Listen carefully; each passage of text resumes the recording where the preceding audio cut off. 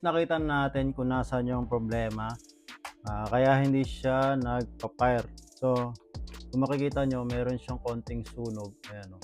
So, ang gagawin natin, iga-grind natin yan para makaskas siya. So, mawala yung mga sunog niya. So, tatry din natin i-grind tong kabilang side, ito, yung female niya, para mag-smooth na siya. Minsan gumaano siya, minsan hindi. So, pag may ganyan kasi parang napuno na siya ng carbon. So, ngayon, i-ano natin, i-grind natin. So, maganda talaga pag may tools kayo eh. Para kayo na lang mismo ang gagawa.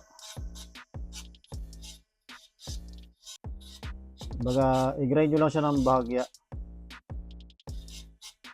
Kailangan lang naman matanggal yung mga carbon. Hindi naman kailangan sobrang ano. Pero kung may liha kayo, pwede naman tagayin nyo na lang. Kasi ganito. Ito kasi pinakamadali. Kailangan lang kasi magkaroon ng contact nito at saka yung kabilang side. Ayan, nalinis na natin. So, try natin.